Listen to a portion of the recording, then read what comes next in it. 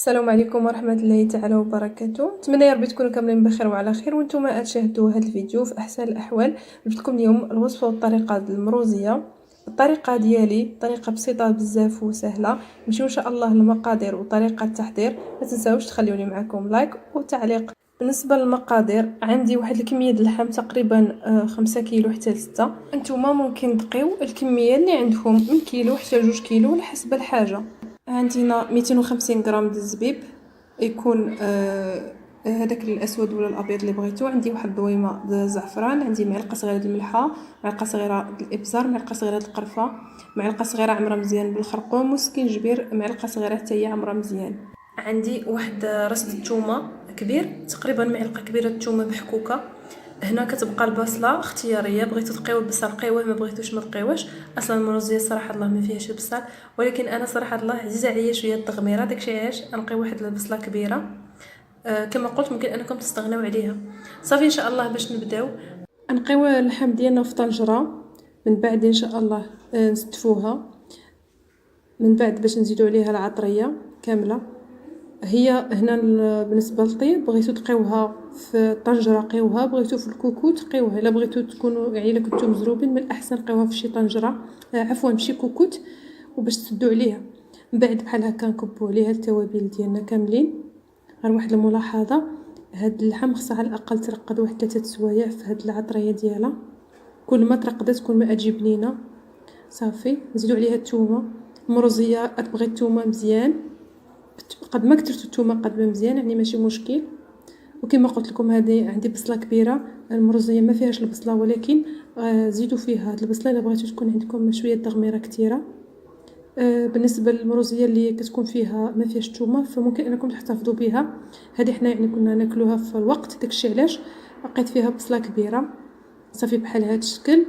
من بعد باش نزيد هنايا واحد الكاس د الماء، او تقريبا زدت انا كاس ونص، باش هذيك العطريه تفزك وتدخل ليا في اللحيمه. ونخليوها ترقد كما قلت من تقريبا هكا ساعه حتى 2 سوايع. انا هنا خليتها ساعه ترقدت مزيان حتى دخلت فيها هذيك العطريه مزيان. حاولوا طروف هاد اللحم ديالكم تلبسوهم مزيان بهذيك العطريه. ماشي مشكل يدكم صراحه باش يصفر بالخرقوم، ولكن ماشي مشكل. هنا عندي كاس الزيت، هو اللي باش نقيه حتى تقلى هاد اللحم، يعني الزيت ما بنقاش دابا، بنقى حتى تقلى اللحم. دابا كما شفتوا زدت الماء، غنزيد هاد الكاس د الماء. وكما قلت لكم انا راني زدت كاس ونص د الماء باش هذيك العطريه فزقت لي وتدخل لي في اللحم مزيان. كما تشوفوا انا هنا عندي طروفه اللحم د العنكره، وعندي طروفه كبار، بغيتو تقطعوهم نتوما ستيتوين قطعوهم بحال هذا الشكل كما تشوفوا. صافي غطيت اللحيمه ديالي وخليتها كما قلت لكم ساعه. من بعد شعلت عليها البوطه وخليتها تقلى غير في هذيك العطريه بلا زيت، يعني تقريبا هكا واحد 4 ساعة وانا كنقلب في هاد الطروف هاد اللحم غير في بلا زيت، عفوا بلا يعني غير هكا، غير في الحراره وفي الصهد ديال البوطه، والبوطه تكون مهيله وانا كنقلبهم باش تدخل فيهم مزيان العطريه. صافي كما تشوفوا بعد ما تقلات لي اللحيمه مزيان وصافي هذيك البصيله بدات تطيح. دابا ان شاء الله باش زدت هذاك الكاس الزيت. انا قبل كان عندي زيت روميه بوحده وزدت عليها نص الكاس الاخر بزيت بلديه، يعني عندنا كاس الزيت، حيت المروزيات كتبغي حتى الزيت باش هذوك الطروف يجيو ملبسين مزيان ويجيو مدغمرين بالزيت. صافي من بعد غنخليها تقلى مزيان. وكما تشوفوا طريقه التحريك، غير كتحركوا الطروفه من جنب د الطنجره وتقلبوهم. بالنسبه لي انا خليتها تقلى، ومن بعد هنا جيت للزبيب، درت واحد جبانه فيها الماء وحطيت فيها هذاك الزبيب باش يرطب، وإلا كان فيه يعني الا كان فيه ترسبات ولا اوساخ يحيدوا منه. فانا بحال هكا غسلته. صافي كما تشوفوا من بعد ما تقلات لي مزيان هذيك اللحم مع البصله، زدت عليها هنا لتر د الماء، والبوطه كما قلت تكون مهيله. فبحال هذا الشكل كما تشوفوا غنكب عليها الماء طايب، ما يكونش بارد. من الاحسن الدجاج ولا اللحم الا بغيتو تمرقوه فاش تبغيو تديروا المرقه ضروري يكونوا شويه سخونين. صافي بحال هذا الشكل انا خليتها هنا تقريبا نص ساعه. عاد من بعد زدت عليها الزبيب كما تشوفوا، حطيته هكا في الوسط ديالها باش ما يلصقش ليا في التحت الطنجره. وصافي خليته. هنا دابا كل 10 دقائق شنو كنبقيو نجيو لهاد طروف هاد اللحم ونقلبوهم كل 10 دقائق. دابا ما شاء الله هنا كان دازت عندي تقريبا 40 دقيقه، وانا كل شويه كل 10 دقائق نجي نقلب طروف هاد اللحم للجهه الاخرى، منها باش ما يلصقوليش في الطنجره، ومنها باش يطيبوا في وقت واحد من كلتا الجهتين. صافي كما تشوفوا بحال هاد الشكل. اهم حاجه شنو تخليو هاد المريقه تدغمر حتى ما يبقى والو. شوفوا هنا ما شاء الله صافي دابا بدات اللحم طابت، وشوفوا اللون ديالها شحال محمر وشحال غزال. شنو باقي خصني غير ما يبقاش المرقه ابدا، شنو يبقى ليا غير الزبيب وهذاك الزويته اللي كبيت. صافي بحال هذا الشكل. فلاحظوا معايا من بعد ما طابت شوفوا ما شاء الله بقى غير الزيت صافي، الماء ما بقاش. هنا باش تعرفوا ان المروزيه ديالكم واجده، فاش كيبقى غير الزيت بوحدو والبصيله واللحم ما كيبقاش الماء، هنا كتكون المروزيه واجده. هنا عندي ربعه اللوز منقيه ومغسوله وفسختها في الماء سخون ومن بعد قليتها. من بعد بحال هكا باش نقدم الطريفات ديالي د المروزيه كما تشوفوا. حنا هنا نلقاو طبق واحد، فما شاء الله طبق يجي هماوي وغزال. بالنسبه للتزيين فيبقى لكم الاختيار، ممكن تضيفوا الاناناس، ممكن معسل، البرقوق ممكن تقدموه مع البرقوق، ممكن تقدموها مع المشمش معسل اللي بغيتو، الكيوي اللي عندكم. احنا هنا قدمناها غير مع اللوز مقلي. وكذلك ممكن انكم تزيدوا حتى البيض السمان كتزيين، ولا البيض مسلوق حتى هو يجي صراحه الله غزال. مهم التزيين نتوما يبقى لكم الاختيار، اهم حاجه هي هذه الوصفه صراحه الله تجي غزاله وتجي بنينه وتجي مدغمره. واحد الملاحظه حتى هي ممكن انكم الا بغيتوا تزيدوها، هي معلقه العسل. انا صراحه ما كنقيهاش، كنحتفظ غير بالحلاوه الزبيب. صافي بحال هالشكل. من بعد نقيو الطبسيل ديالنا باش يجي الشكل ديالو غزال، ومن بعد ان شاء الله باش نقي عليه اللوز بحال هكا. فلاحظوا معايا كيف جا اللون ديال اللحيمه محمر وواقفه مدغمره، وكاين غير هذيك الزبيب والبصله والزيت. صافي بحال هكا هاد يكون الطبق ديالنا واجد. فشوفوا ما شاء الله شحال يجي غزال. نتمنى ان هاد الوصفه تعجبكم وانكم تجربوها. انا صراحه عارفه ان بزاف الناس يعرفوا يقيوا هاد المروزيه، ولكن انا غير بغيت نشارك معكم الوصفه ديالي. نتمنى انها تعجبكم انكم تجربوها. كتفت الحولي مبخر في البرمه والكسكاس، وما مدخلاش الفران مع خضره مصوطيه. كيجي التقديم ديالو راقي وكيجي بنين بزاف. انا عارفه ان هاد الوصفه بزاف الناس يقيوها، انا بغيت غير نشارك معكم الطريقه ديالي. نمشيو ان شاء الله للطريقه. هنا المقادير عندي كتف ديال الخروف، يكون بحال هكا صاين ما يكونش مقطع. كيف ما تشوفوا من الاحسن يكون هكا اللحم باقي طري، وتكون يعني هذا الجزر اللي تاخذوا من عنده اللحم يكون ثقه، ويعطيكم الكتف اللي يكون ديال الخروف اللي يكون باقي صغير، باش تجي اللحم ديالو طيب دغيا في البرمه وتجي فتيه بحال هاد الشكل. عندي هنا بصله كبيره، عندي هنا تقريبا فص ديال الثوم، راس ديال الثوم كامل، وعندي معلقه صغيره عمره مزيان ملحه، ومعلقه سكينجبير، قزبر، حبوب مطحون، وكمون والابزار. وهنا عندي دويمه د زعفران الحر. هنا عندي 4 كاس د الزيت. هادو هما المقادير اللي غنحتاجو لهاد الكتف. في الاول كنحاولوا اننا نفلحوه بالموس باش تدخل فيه الملحه وتدخل فيه العطريه، وباش ان شاء الله نعمروه بهذوك الفصوص ديال الثومه. نخشوهم في هذوك الثقوب اللي انقيو بالموس بحال هكا كما تشوفوا. نشوفوا ما شاء الله اللون ديال اللحم شحال غزال. صافي بحال هذا الشكل. من بعد غنكبوه في شي زلافه ولا اناء اللي بغيتو، ولا بانيو صغيور. غنكبوه في هذيك العطريه باش تخلط لنا مزيان. غنزيدو الزيت، وغنزيدو هنايا معاهم حتى الماء. بالنسبه للماء فانا باش نقي فيه هاد الضويمات الزعفران باش تذوب مزيان. من بعد ان شاء الله باش نكبها على العطريه اللي عندي في داك البانيو الصغير بحال هكا. من بعد نخلط مزيان. ضروري هنا تخلطوا بيدكم، حيت اصلا يعني تستعملوا يدكم باش تدخلوا العطريه في الكتف بحال هكا. من بعد ان شاء الله غنبداو ندخلوا هذيك العطريه كامله، ندهنوا اللحيمه ديالنا كامله باش تجي ملحه وتجي معطره كامله بحال هذا الشكل كما تشوفوا معي.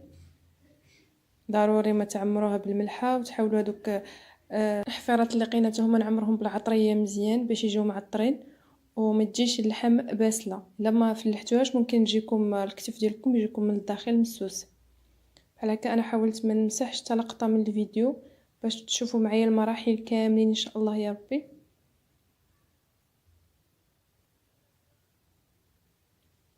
بحال هكا كما تشوفوا صافي. من بعد ان شاء الله باش نعمرها ان شاء الله بالثوم. هذيك الثومه نخشيها في كاع هذوك الحفيرات اللي عندنا هنا.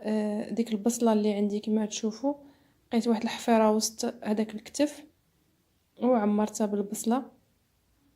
فهاد البصله كتعطي واحد النكهه مزيونه وكنزيد معاها هكا الفصوص د الثومه حتى هما وصافي. من بعد ان شاء الله نكمل ندهن الكتف ديالي كامل كما تشوفوا بحال هكا. من بعد عاوتاني نجيب موس نحاول نشكل يعني ثقوب تكون شويه غريقه وهذيك الثقوب هي اللي باش نعمرها بالثومه. فهنا الثومه يعني ممكن انكم تستعملوا لكن عندكم الكتف كبير تستعملوا حتى 2 سنان الرز ديال الثومه عفوا وتعمروا هاد اللحم بالثومه فهي تعطي واحد المذاق ثقوا بيا غزال. كاين اللي كذلك ادهن هاد اللحم بالزبده ولكن انا صراحه ما كتعجبنيش بالزبده نفضلها غير هكا يعني غير بالزيت مع العطريه وهاد الثومه والبصله صافي تجيني احسن من الزبده.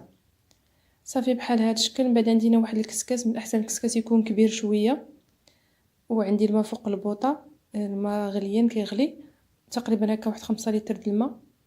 من بعد جبنا داك الكسكاس تفت فيه كما تشوفوا معايا هنا دوائر البصله باش هذيك الشحمه منين الذوب ما تغلقش ليا العوينه ديال الكسكاس وفي نفس الوقت هاد الربيع والبصله يعطيو واحد النكهه البخار ديالهم كيطلع في اللحم. صافي بحال هكا. وبحال هكا من بعد باش نحطوا الكتف ديالنا في الكسكاس ضروري الكسكاس يكون متسع كما قلت باش يهز لكم الكتف كيكون ما شاء الله كبير. صافي بحال هكا. من بعد كما قلت لكم انا قلبته ضروري تقلبوه. انا في الاول كنت حطاه الجهه الغالطه ولكن خصو يكون هكا باش ما يتفرعش.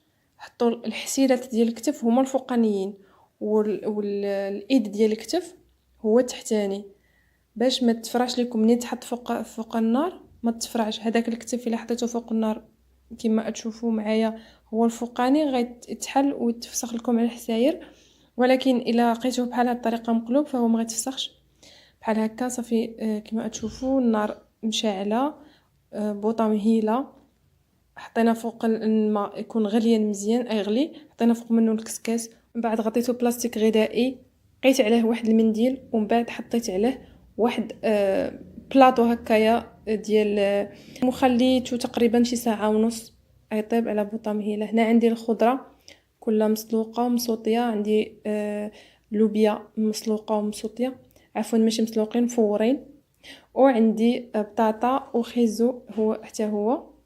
فما شاء الله من بعد ما دازت ساعه ونص هذه هي شكل نهائي كما تشوفوا ما شاء الله. بالمناسبه انا هاد الكتف ما ندخلوش للفران نخليه هكا.